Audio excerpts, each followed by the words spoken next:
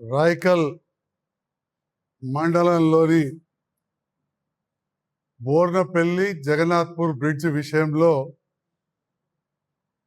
గౌరవ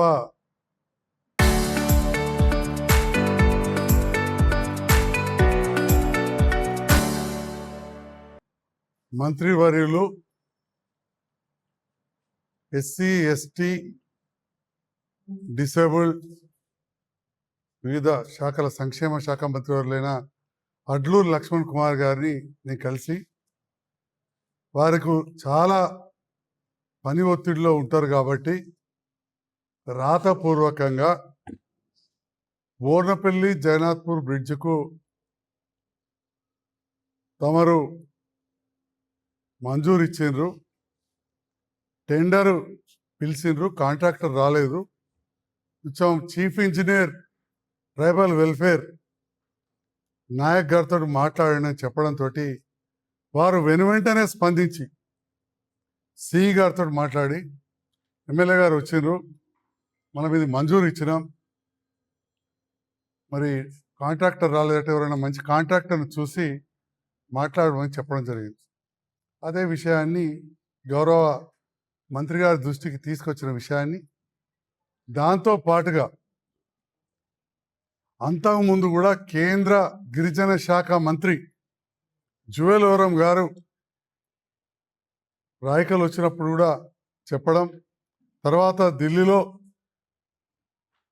నేను మీకు తెలుసు మన పార్లమెంట్లో ప్రాతినిధ్యం వహించే పెద్దలు కలిసి జువెల్ ఓరం గారికి గురుదాస్ గారికి ప్రతిపాదనలు ఇవ్వడమే కాకుండా రాష్ట్రం నుంచి కూడా పంపాలి అంటే గిరిజనుల హక్కులది ఆర్టికల్ 275 ప్రకారం మాకు ఈ రోడ్ కావాలి అని చెప్పి ఏదైతే శరత్ గారు అంతా తయారు చేసిన ఫైల్ అన్నారో అదే శరత్ గారు అడ్లూరు లక్ష్మణ్ కుమార్ గారు మంత్రి కాకముందు ఇదే ఎస్టీ వెల్ఫేర్ గౌరవ ముఖ్యమంత్రి గారి దగ్గర ఉన్నప్పుడు ముఖ్యమంత్రి గారి సలహాదారు గారి సూచన, నా అభ్యర్థన మేరకు రిప్రజెంటేషన్ చేసి కేంద్రానికి పంపడం జరిగింది. కానీ మంజూరు రాలేదు. రాష్ట్రాల నుంచి పంపినాం, అక్కడ వెళ్ళి మన పార్లమెంటు సభ్యులు గారు నేను వెళ్ళి కూడా గిరిజన శాఖ మంత్రిని సహాయ మంత్రిని కలిసి జీవన్ రెడ్డి గారు రాయకల్లో ప్రెస్ మీట్ పెట్టి ఎమ్మెల్యే గారు మళ్ళీ ఈ ప్రతిపాదన ఇవ్వడం అనేది నాకు ఆశ్చర్యం కలిగించింది అంటున్నాను. నేను ఇవ్వడం ఆశ్చర్యం సంగతి ఏందో తెలియదు, కానీ ఒక్కటి మాత్రం ఆశ్చర్యపడే విషయాన్ని నేను మా పాత్రికేయ మిత్రులకు చెప్తాను. అది కూడా ఏదో చాటుముచ్చట కాదు. 2014 కంటే ముందు సర్పంచ్గా బోర్నపల్లి ఉన్న మా శ్రీనివాస్ గారు, సీనియర్ నాయకులు వైస్ ఎంపీపీగా ఉండ్రి, సోదరుడు రాజు గారు అక్కడ ఎంపీటీసీగా ఉండ్రి. అప్పుడు జీవన్ రెడ్డి గారు రోడ్ల మంత్రిగా పనిచేసి ఎన్నో వేల కోట్ల రోడ్లు బ్రిడ్జ్లు మంజూరు చేసిన వారు ఇదే బోర్నపల్లి జగన్నాథ్పూర్ బ్రిడ్జ్కు ఐఏపీ ఫండ్స్ అంటారు. అప్పుడు నక్సలైట్లో వాటి విషయంలో మేము చేస్తున్న మారుమూల గ్రామం కాబట్టి 1 కోటి రూపాయల కాగితం తీసుకొని పెద్ద పెద్ద ఇంజనీర్లు తీసుకొని జీబులు వచ్చిందండి. అనుకోకుండా నేను, మీ అందరూ తెలుసు, హెల్త్ క్యాంపులు చాలా ఎక్కువ చేస్తుంటాను. అప్పుడు యశోద హాస్పిటల్ తీసుకుని నేను అదే హెల్త్ క్యాంప్ పెట్టా బోర్నపల్లిలో. బోర్నపల్లి గ్రామంలో నాకు దగ్గర బంధువులు కూడా ఉన్నారు. అదే ఇంటికి సార్ కూడా వచ్చారు, కలిసే ఛాయ్ తాగినాం. నేను నా పనికి నేను పోయినా. రాజేమో వేరే పార్టీ కాబట్టి నా ఇంటున్నాడు, తమ్ముడు శ్రీనివాస్ అప్పుడు కాంగ్రెస్ పార్టీ కాబట్టి జీవన్ రెడ్డి గారు. అందరు పోయి కాగితాలన్నీ చూసి బోర్నపల్లి జగన్నాథ్పూర్ బ్రిడ్జ్ 1 కోటి రూపాయలు ఇక మంజూరు అయినట్టే అని ఇవన్నీ మాట్లాడితే దాని పర్యవసానం ఏంటంటే 14లో నేను ఓడిపోయినప్పుడు, నేను ఓడిపోయింది 7,000, ఆ 7,000 మైనస్ రాయకల్లనే, అందులో 500 ఓట్లు ఆ బోర్నపల్లి. అంటే ప్రజలను ఎట్లా నమ్మించిన జీవన్ రెడ్డి గారు అనేది ఆశ్చర్యపడాల్సిన విషయం. అది ఆ తర్వాత 9 నుంచి 14 వరకు కాంగ్రెస్ ప్రభుత్వం, సారు రోడ్ల మంత్రిగా పనిచేసారు సీనియర్ నాయకులు, నేనంటే ఎమ్మెల్యే. గెలవంగానే కరోనా, ఇప్పుడు కరువు. అటు కవిత కోడిపోవుడు. మరి వారైతే వారికి అడ్డు అదుపే లేదు. వారు ఏది చెప్తే అదే వేదం. రోడ్ల మంత్రి, మాజీ మంత్రి చేయలే. మరి అది ఆశ్చర్యం అనిపిస్తలేదా? లేదా జువెలవరం గారు వీరు శాసనసభ్యులు ఉన్నారు, నేనే పదవిలేని వట్టిగానే ఉన్నా. రాయకల్లో వేలాది మంది ముందు గవర్నర్ గారితో వచ్చి చెప్పినప్పుడు మరి మంజూరు రాలే, అది ఆశ్చర్యం అనిపించలేదా? అంటే ఎంపీ గారు వీళ్ళిద్దరూ కొల్లుడైనని చెప్పి మేము కలిసి పనిచేసాం 2019 అని జీవన్ రెడ్డి గారే చెప్పారు. అంటే ఇప్పటికి కూడా అట్లే కలిసి పనిచేస్తుండ్రా?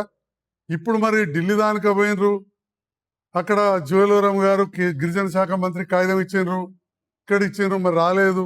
అది కూడా ఆశ్చర్యం అనిపించలేదా? నా ఎమ్మెల్యే గారి మీద, నా మీదనే అందరూ అంటే పని చేస్తే నా మీదనే పడుడా? ప్రజలు ఆశ్చర్యపోతున్నారు, ఏంటి అందరూ ఈయన మీద పడుతున్నారు. ఏం చేస్తారో చూద్దాం, అది వేరే విషయం. 2 సార్లు అయితే గెలిపించారు, మిమ్మల్ని ఓడగొట్టారు. ఇవన్నీ ఆశ్చర్యపడే మీ చేసే పనులు, మీరు చేసే పనులకు ఆశ్చర్యానికి గురయ్యే మిమ్మల్ని ఆశ్చర్యపడేటట్టు చేశారు. మీ ఓటమి మీకే అర్థం కాదంత గట్టి కూడా ఇచ్చింది. ఏం మాట్లాడుతున్నారు నిన్న మాట్లాడేటప్పుడు? మా పాత్రికేయ మిత్రులు మీ మీడియా ద్వారా ప్రయాణాలు. జగిత్యాల పట్టణంలో పేద ప్రజల కోసం ఇల్లు నిర్మాణం బట్టి మరి ఆగిపోయినాయి. మరి అప్పుడు కాంట్రాక్టర్లు వచ్చారు, మరి మీరు ఎందుకు చేయించలేదు? నేను ఒక పెద్ద కాంట్రాక్టర్ని తీసుకొచ్చి 4,000 పేద కుటుంబాలు అంటే 20,000 మంది ఉండే విధంగా కట్టిస్తే అలా భావన కాంట్రాక్టర్ తెచ్చుకొచ్చాడు. వాడు ఒడయ గౌరీశంకర్, ఇదే వాడు వీడు అని ఓకే, మీ భాష మీ ఇష్టం, నన్ను కూడా అన్నారు, అది వేరే. వాడవడయ గౌరీశంకర్ అని చెప్పి మాట్లాడారు.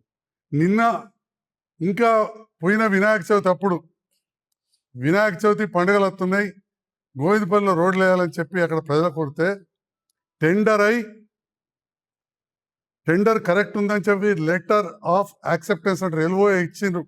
ఓన్లీ అగ్రిమెంట్ కాకపోతే ఇదే ప్రెస్ మీట్ పెట్టి, అరే రోడ్ ఎట్లా వేసిర్రా, గోవిందపల్లి అక్కడ రోడ్లు ఎట్లా వేసిర్రా, పక్కన నందన్ ఉన్నాడు, భూషణం ఉన్నారు, పాండశంకర్ అన్నాడు. ఇవన్నీ సీనియర్ నాయకులు. జీవన్ రెడ్డి గారు తెలియ, జీవన్ రెడ్డి గారికి డెఫినెట్గా నేను చెప్తా ఉన్నా, ఇక వయసు ఎక్కువైంది కాబట్టి అది వేరే విషయం, సీనియర్ అయింది కాబట్టి నాకంటే ఎక్కువ అవగాహన ఉంటుందని నేను తప్పకుండా నేను ఇవాళ చెప్తా ఉన్నా. చాలా విషయాలు ఉంటుంది, వైద్యం విషయాలు నాకు కొంత ఎక్కువ ఉండొచ్చు, ఎందుకంటే ఒక సమితి ప్రెసిడెంట్గా, మంత్రులుగా, ఎమ్మెల్సీగా, మాజీ మంత్రిగా, ఇప్పుడు గతంలో ఉన్న అధికార పార్టీని 25 ఏళ్ళు తిట్టి వాళ్ళతో పనిచేస్తారు. సో 25 ఏళ్ళు ఎన్ని అన్నారో మరి అన్నీ తెలుసు. నేను అదే కాళేశ్వరం గురించి అక్కడ మాట్లాడింది. ఇంకా అదే కాళేశ్వరం దండుగా కేసీఆర్ని ఉరిదీయాలి, సిబిఐ ఎంక్వైరీ చేయాలి, దోసుకుంటున్నాడు ప్రభుత్వాన్ని, ఇవన్నీ అన్నారు. మళ్ళీ ఇప్పుడు ఇట్లా మాట్లాడు. ఏదేమైనా వారికి ఏం ఆశ్చర్యం వేసిందో కానీ ఇక్కడున్న మాకు, మా సీనుకు, రాజుకైతే ఖచ్చితంగా ఆశ్చర్యం అవుతుంది. ఎందుకంటే అప్పుడు ₹1,00,00,000 కాగితం పట్టుకొచ్చి ఎటుగాకపోయా మేము కూడా ఆఫీసులో చుట్టూ తిరిగి, ఎందుకంటే వారు అధికార పార్టీ దిక్కుండ్రి. నాకు ఇదివరకు కూడా చెప్పారు, నేను కూడా ఈఎన్సీ ఆఫీస్కి పోయినా అప్పుడు పెద్ద పెద్ద ఇంజనీర్లతో ఒకళ్ళు అయ్యప్ప స్వామి ఉంటే, అయ్యప్ప స్వామి మాలలు ఉంటే భోజనం పెట్టా అని. ఇక రాజేమో పోలేదు నాతో ఉండే, ఎందుకంటే నేను అప్పుడు అదే ఊర్లో హెల్త్ క్యాంప్ పెట్టి. గౌరవనీయులు సీనియర్ నాయకులు జీవన్ రెడ్డి గారు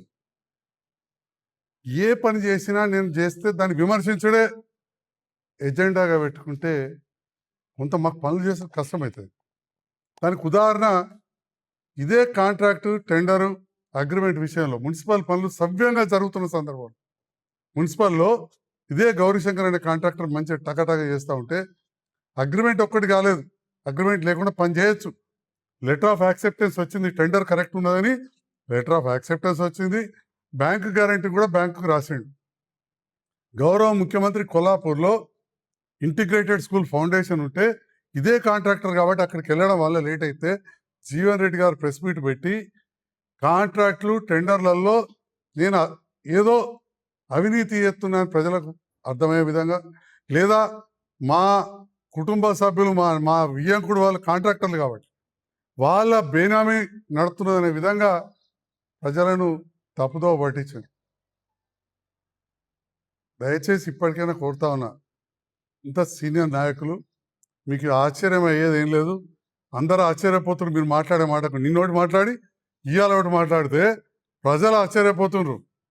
జీవన్ రెడ్డి గారు జగన్నాథ్పూర్ బోర్నర్ బ్రిడ్జిలో ₹1 కోటి ఎట్లా కడతా అన్నారు, మీరు అధికారులు ఎట్లా తీసుకపోయారు, ఆ తర్వాత అది ఏమైంది, ఆశ్చర్యమవుతుంది, రోడ్ ఎట్లా వేసారు అని చెప్పి ఆనాడు అన్నారు. ఈ కాంట్రాక్టర్ వాళ్ళే అన్నారు. నిన్నేమన్నారు తెలుసా సీనియర్ నాయకులు, ఎమ్మెల్యే గారు మరి 2 సార్లు టెండర్ వేస్తే బోర్నపల్లి జగన్నాథ్పూర్ది కాంట్రాక్టర్ రాలేదు, మళ్ళా ఎస్ఎస్ఆర్ రేట్లు వస్తాయి, రివైజ్ ఎస్టిమేట్ అవుతుంది, అందరికి అర్థం కాదు, కాంట్రాక్టర్లకు అర్థమవుతుంది లేకపోతే నాయకులకు అర్థమవుతుంది. మరి ఎమ్మెల్యే గారు ఎవరైనా తెలిసిన కాంట్రాక్టర్ని తీసుకొచ్చి చేయించవచ్చు కదా అన్నారు. ఇది నాకైతే అత్యంత ఆశ్చర్యకరంగా ఉన్నది. అప్పుడేమో తీసుకొస్తే వాడోడు వీడోడు పని ఎట్లా చేసిరు, నాకు ఆశ్చర్యం అవుతుంది అని వారే అన్నారు. ఇప్పుడు నిన్న వారే అంటారు. వారికి తెలియదా, వారు మంత్రిగా ఉన్నప్పుడు సంతకాలు పెట్టి అన్ని రోడ్లు అన్ని బ్రిడ్జిలు అయిపోయినాయా? వివిధ సమస్యల వల్ల ఎన్నో ఆగిపోతాయి. గౌరవ మంత్రివర్యులు అడ్లూరు లక్ష్మణ్ కుమార్ గారు పెట్టిన తొలి సంతకాన్ని మర్చిపోయిందని అంటున్నారు. ఎక్కడ మర్చిపోయినరా? తొలి సంతకం పెట్టిర్రు, టెండర్ పిలిచిర్రు, ఒకసారి కాకపోతే 2 సార్లు పిలిచిర్రు, రాలేదు. ఎన్నో పనులు ఉంటాయి. ఒక శాసనసభ్యునిగా నేను పోయి గుర్తు చేసిన, నిధులు ఉంటే మన దాంట్లో చేయండి, నిధులు తక్కువ ఉంటే కేంద్రం కూడా బాధ్యత ఉంది. ఎందుకంటే ప్రత్యేకంగా గుర్తు చేస్తా ఉన్నా, జగన్నాథ్పూర్ బోర్నపల్లి గ్రామాలు, జగన్నాథ్పూర్ గ్రామం పూర్తి స్థాయిలో గిరిజన గ్రామం. ఇక్కడే మా దేవనపల్లి సర్పంచ్ గారు కూడా ఉన్నారు వేదిక పైన, ప్రసాద్ గారు ప్రెస్ మీట్లో, అది కూడా అతిపెద్ద గిరిజన గ్రామం. 2 కూడా పిఎం జన్మన్ కింద గిరిజనులను అక్కడున్న వసతులు తీర్చడానికి గుర్తించబడ్డ ఏకైక గ్రామము మన నియోజకవర్గంలోని ఈ గ్రామాలు. ఉన్న అధికారులందరూ వచ్చి కాగితాలు రాసుకొని పోయారు. నీకు రోడ్ కావన్నా, మోరు కావన్నా, కరెంటు కావన్నా అన్ని రాసుకపోయారు. సంవత్సరం అయిపోయింది, ఇదివరకు ఏమీ లేదు. మాజీ మంత్రి కాగానే కాంగ్రెస్ ప్రభుత్వం ఉన్నప్పుడు. ఇప్పుడేమో నేను లక్ష్మణ్ కుమార్ గారు మంత్రి గారు జ్ఞాపకం చేస్తే, లేదా కేంద్ర ప్రభుత్వాన్ని కూడా రావాల్సిన నిధులు మన హక్కు, మనం పన్ను కడుతున్నాం, గిరిజనుల హక్కు ఆర్టికల్ 275. రెండోది పిఎం జన్మన్ కింద అదే గ్రామము డిక్లేర్ అయి ఉన్నది, జిల్లా మొత్తంలో అది ఒకటే. కాబట్టి మన హక్కు గుర్తు చేస్తే ఆశ్చర్యపోతే నేనేం చేయలేను. మంత్రి గారిని తొలి సంతకం పెట్టాడు, మరి వారు ఏం మర్చిపోలే, జ్ఞాపకం ఉంది. 2 సార్లు టెండర్లు పిలిపించారు, మళ్ళీ కూడా అయితే కేంద్రానికి రాయండి లేకపోతే ఇంకా కాంట్రాక్టర్ని పిలవమని చెప్పారు. ఈ సందర్భంలో ఒకటి గుర్తు చేస్తా ఉన్నా, మరి మీరు రోడ్ల మంత్రి ఉండ్రి, అప్పుడే బోర్నపల్లి బ్రిడ్జ్ ఎందుకు చేయలేదు, అప్పుడు ఎందుకు చేయలేదని అడుగుతున్నా. ఈ ₹1 కాగితం పట్టుకొచ్చి జగన్నాథ్పూర్ బ్రిడ్జ్ చేయలేదు. ఇటికాల రామారావుపల్లి బ్రిడ్జ్ ఎంత ముఖ్యమైనది, చేసినా మీరు? మరి నేను ఎమ్మెల్యే అయినాకనే కదా ఇటికాల రామారావుపల్లి బ్రిడ్జ్ అయింది. బోర్నపల్లి బ్రిడ్జ్ మీరు కొబ్బరికాయ కొడితే మధ్యలో ఆగిపోతే మళ్ళీ నేను ఎమ్మెల్యే అయినాకనే కదా పూర్తయింది. 5 ఏళ్ళు ఎక్కడైంది? ఇటికాల రామారావుపల్లి బ్రిడ్జ్ 9 సార్లు టెండర్ పిలిచారు, 9 సార్లు. 9వ సారికి కాంట్రాక్టర్ ఫైనల్ అయ్యింది. చెప్పిన బాబు నీకు సహకరిస్తా, బిల్లులు ఇప్పిస్తా అని చెప్పి ఎంట చేస్తే అయింది. కొంత 5% పని ఆగిపోయింది అంతే. బ్రిడ్జ్ అంతా అయిపోయింది, దాని మీద రాకపోకలు అవుతున్నాయి, అప్రోచ్ రోడ్లు కాలే. అట్లా ఎన్నో బ్రిడ్జిలు చేసాం. కోనాపూర్ బ్రిడ్జ్ పెంబెట్ల మీరు మంత్రి ఉన్నప్పటికెళ్ళి ఉన్నది, పాడైపోయింది, చేసినాం. రామాజపేట బ్రిడ్జ్ చేసాం, మైతాపూర్ బ్రిడ్జ్ చేసాం. నిధులు కొంత తగ్గినాయి, ఆ విషయాన్ని ముఖ్యమంత్రి గారే స్వయాన్ని చెప్తున్నారు.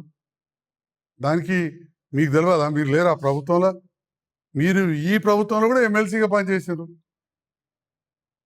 మీరు రకరకాల కారణాలు, కేసీఆర్ గారి కుర్చీ దగ్గరికి కుటుంబం దగ్గరకు ఏం మాట్లాడుకున్నారో మాట్లాడుకున్నారు.